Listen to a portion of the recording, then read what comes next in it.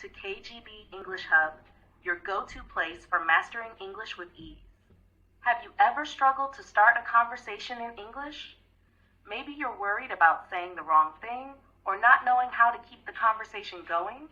Well, don't worry. Today I'll teach you how to master the art of small talk and speak English with confidence.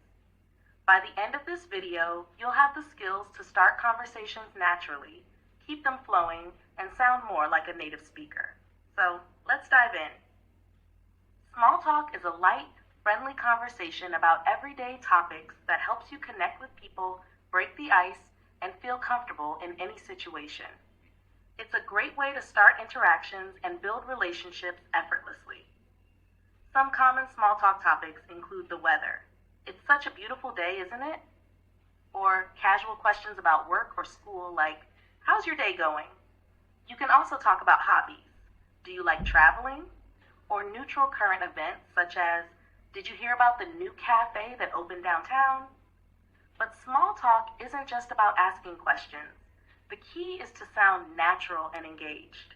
Let's see how to do that. Starting a conversation can feel intimidating, but with the right approach, it becomes much easier. The key is to use simple, open-ended questions that encourage the other person to respond. For example, you can start with, hi, how's your day going? Or give a compliment like, I love your bag. Where did you get it?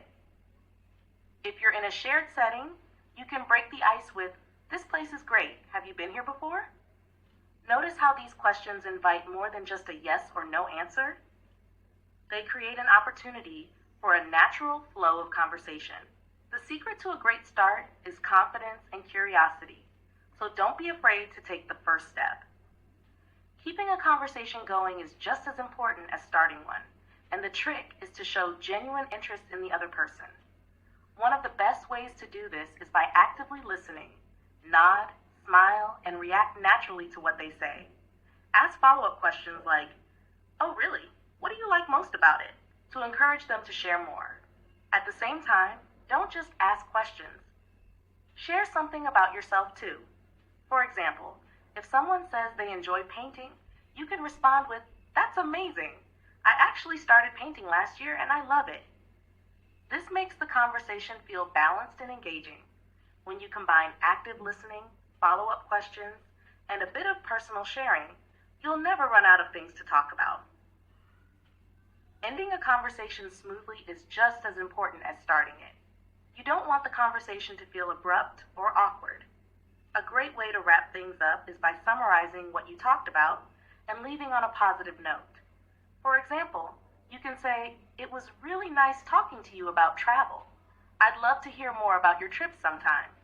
Or, I've got to go now, but it was great meeting you. Hope we catch up again soon.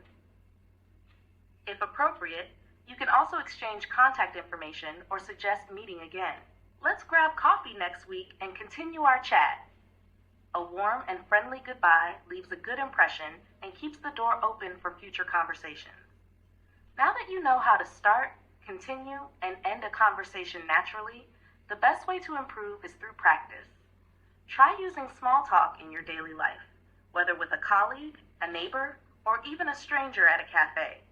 The more you practice, the more confident and fluent you'll become. Remember, small talk is not about being perfect. It's about making connections and feeling comfortable speaking English.